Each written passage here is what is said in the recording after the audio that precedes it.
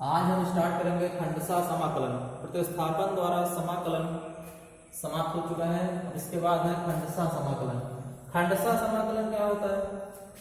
खंडसा समाकलन मतलब होता है पार्ट में समाकलन करना। पार्ट का मतलब जैसे मान लो दो फलन दिए गए हैं, इंटीग्रेशन x इंटू कुछ भी लिखा है, मान लो साइन x लिखा है, तो x इंटू साइन x का समाकलन कैसे करेंगे? क्योंकि इसमें हम प्रतिस्थापन तो कर नहीं सकते, क्योंकि अगर हम साइन x को मानेंगे तो x नहीं आ सकता, या हम x का प्रतिस्थापन करेंगे तो साइन x नहीं आ सकता। तो ऐसे फलनों में हम क्या करते हैं? खंडसा समाकलन का प्रयोग करते हैं, जिसमें दो फलन दिए गए हों या दो से ज्यादा दिए गए हों और प्रतिस्थापन करने पर दूसरा प्राप्त न हो रहा हो, तब हम खंडसा समाकलन का प्रयोग करते हैं। तो खंडसा समाकलन का प्रयोग करने के लिए एक सूत्र होता है।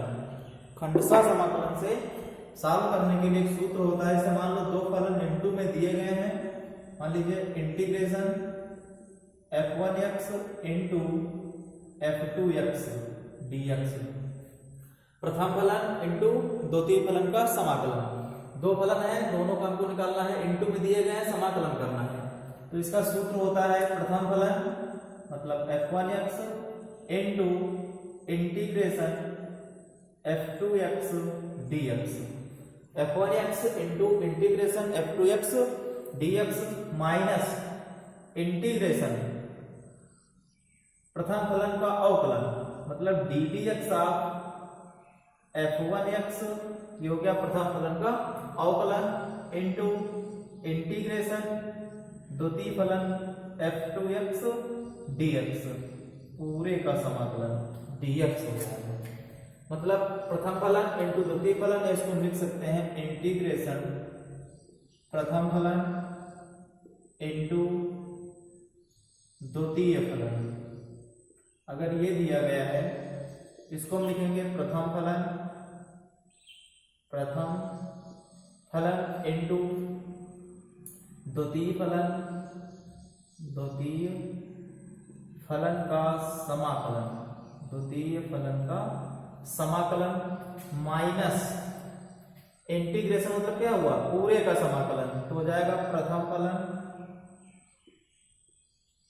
का अवकलन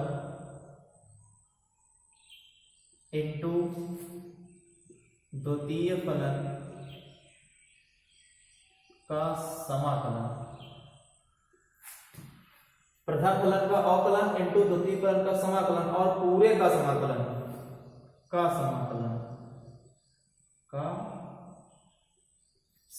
हो जाएगा। प्रथम फलन का अवकलन इंटू द्वितीय फलन का समाकलन इंटू पूरे का समाकलन हो जाएगा। या इसी को हम ऐसे भी लिख सकते हैं, प्रथम फलन इंटू इंटीग्रेशन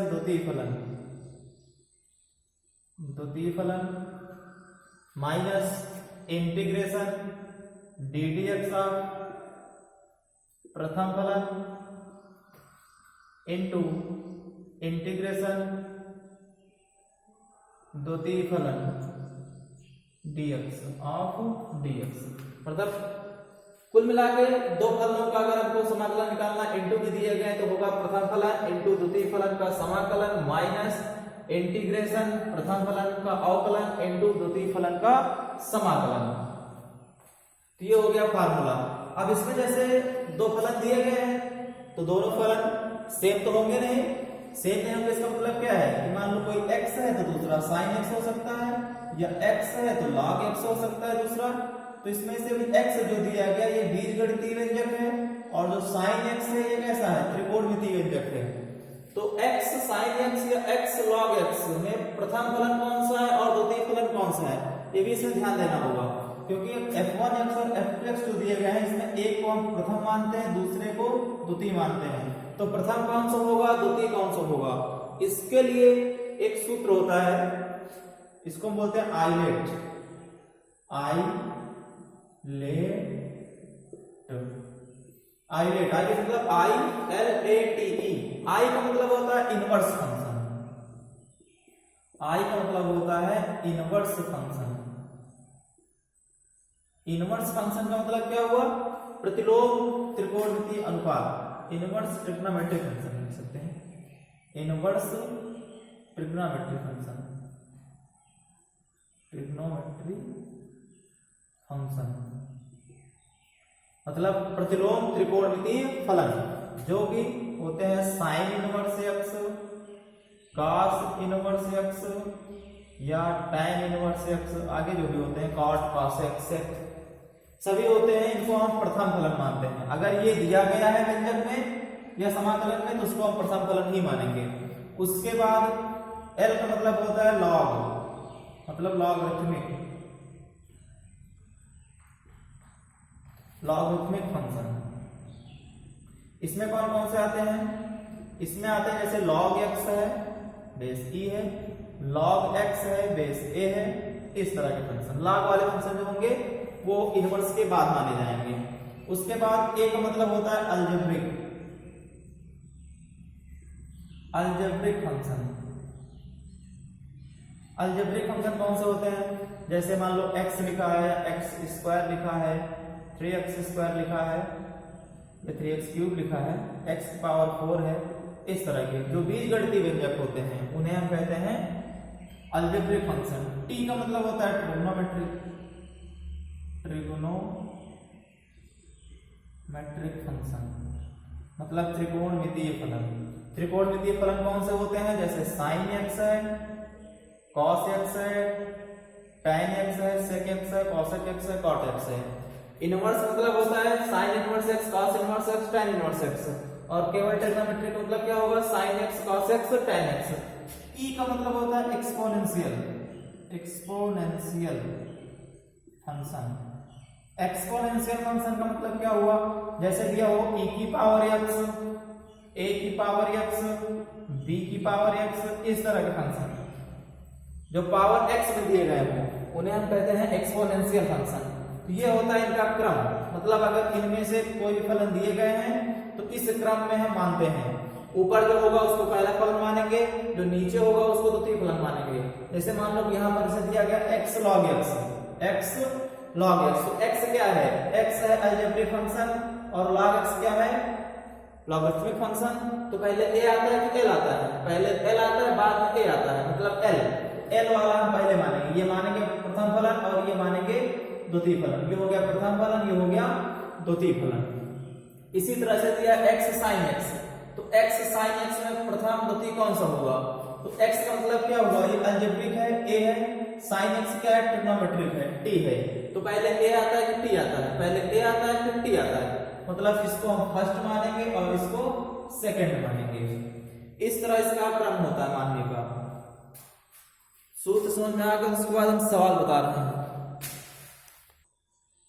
अब हम देख रहे हैं पहला सवाल, एक्सरसाइज का जो पहला सवाल है दिया गया है x into cos x, x into cos x का समाकलन करना है। एक्सरसाइज कौन सी है? Exercise 14.1, 14.1 exercise. पहला सवाल है x इंटू कॉस एक्स, इसको हम लिखेंगे i बराबर integration x into cos x dx।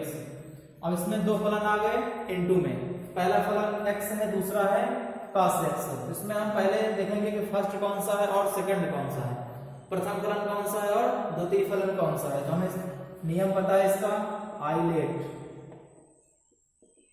Islet, आई मतलब इनवर्स होता है, इनवर्स नहीं दिया गया है। एल का मतलब लॉग होता है, लॉग नहीं दिया गया है। ए का मतलब होता है अलजेब्रिक, मतलब बीजगणितीय। तो x हो गया अलजेब्रिक, तो इसको मानेंगे फर्स्ट। cos x, cos है ट्रिग्नोमेट्रिक मतलब t, तो ये हो जाएगा सेकंड। ये बाद में आता है तो ये सेकंड होगा, जो पहले आता है वो फर्स्ट होगा। मतलब प्रथम फलन हो गया x, द्वितीय फलन हो गया cos x। अब इसका सूत्र हमें मालूम है कि अगर दो फलन दिए गए हैं f1x और f2x, प्रथम फलन द्वितीय फलन, तो इसका जो समाकलन होता है वो होता है प्रथम फलन।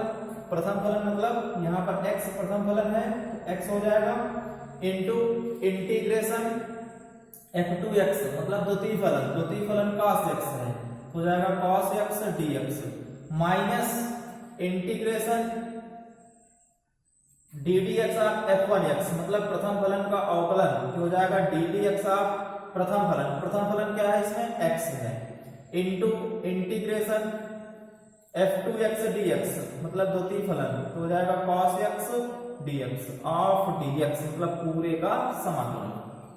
तो ये आ जाएगा x into cos x। cos x का समाकलन होता है sin x। cos x का समाकलन sin x minus integration x का अवकलन ddx ऑफ x मतलब x का अवकलन। तो x का अवकलन हो जाएगा 1 into cos x। cos x का समाकलन इंटीग्रेशन लगा है तो हो जाएगा sin x dx। तो ये आ गया x into sin x minus integration 1 into sin x, ये आएगा sin x dx। तो ये हो जाएगा x sin x minus sin x। sin x का समाकलन होता है माइनस का cos x, माइनस का cos x। तो ये आ गया x sin x minus minus हो जाएगा plus cos x plus c। ये इसका हो जाएगा आंसर। इसके बाद सवाल नंबर 2। सवाल नंबर 2 है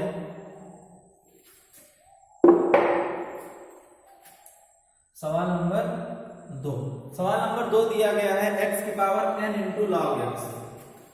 I बराबर इंटीग्रेशन x की power n into log x dx।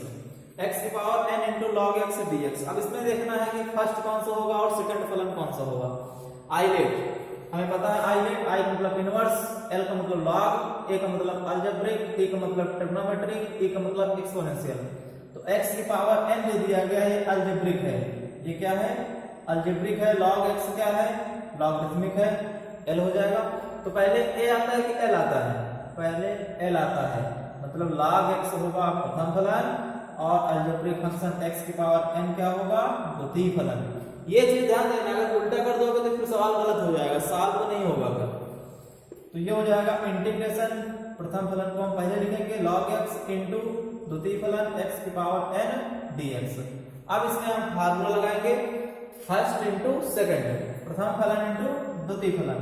तो होता है सूत्र प्रथम फलन f1x इंटू द्वितीय फलन का समाकलन x की पावर n dx।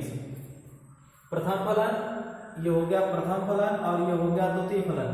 तो हो गया प्रथम फलन इंटू द्वितीय फलन का समाकलन मतलब इंटीग्रेशन, फिर माइनस इंटीग्रेशन, फिर बड़े ब्रैकेट में लिखेंगे डी डी एक्स प्रथम फलन है log x, ये हो जाएगा log x इंटू फिर इंटीग्रेशन के अंदर अवकलन होता है और समाकलन होता है, फिर उसका समाकलन किया जाता है।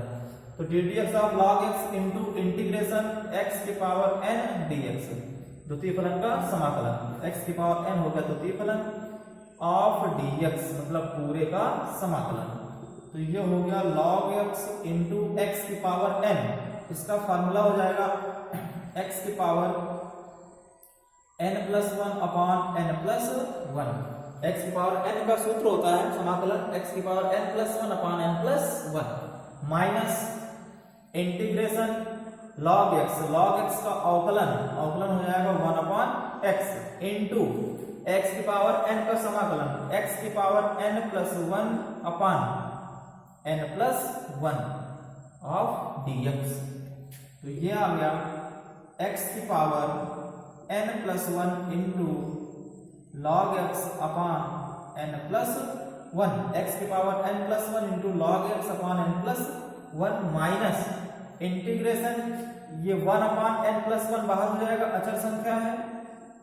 तो इंटीग्रेशन में क्या बचेगा? इंटीग्रेशन में बचेगा 1 अपॉन x इंटू एक्स की पावर n प्लस 1। यहाँ पर x की पावर 1 है, x की पावर 1 और देखो आधार बराबर है तो भाग में बातें घट जाती हैं। जैसे a की पावर m अपॉन a की पावर n, तो a की पावर m माइनस n, आधार बराबर है, भाग का चिन्ह लगा है तो बातें घट जाएंगी। तो यहाँ पर क्या है? x की पावर n प्लस 1 अंश में है और ये हर में है, आधार बराबर है तो बातें घट जाएंगी। मतलब x की पावर n प्लस 1 ये ऊपर जाएगा माइनस 1 हो जाएगा dx, माइनस 1 प्लस 1 कट जाएगा। x की power n plus 1 upon n plus 1 into log x minus 1 upon n plus 1 integration x की पावर n dx। x की पावर n बचेगा तो हो गया x की पावर n dx। अब ये आ गया x की पावर n प्लस 1 अपान n plus 1 into log x minus 1 अपान n प्लस 1 इंटू x की पावर n। अब x की पावर n का समाकलन फिर वही सूत्र लग जाएगा, x की पावर n प्लस 1 अपान n प्लस 1, x की पावर n प्लस 1 अपान n प्लस 1। अब चाहो तो इसमें कॉमन ले सकते हो। कॉमन क्या है, अगर इसमें हम कॉमन लेंगे तो कॉमन क्या मिलेगा, कॉमन मिलेगा x की पावर n प्लस 1, x की पावर n प्लस 1, x की पावर n प्लस 1, x की पावर n प्लस 1, दोनों में कॉमन हो गया। अपान में n प्लस 1, अपान में n प्लस 1, तो अपान में n प्लस 1 कॉमन हो जाएगा। तो बचेगा क्या, पहले वाले में log x बचा, पहले वाले में log x बचा, माइनस दूसरे वाले में क्या बचा 1 अपान n प्लस 1, ये कॉमन हो गया। log x की पावर x की पावर n प्लस 1 कॉमन हो गया, तो बचा 1 अपान n प्लस 1, 1 अपान n प्लस 1, ये इसका आंसर हो जाएगा। ये हो गया सवाल नंबर 2। आगे के सवाल हम अगले वीडियो में बताएंगे। ओके।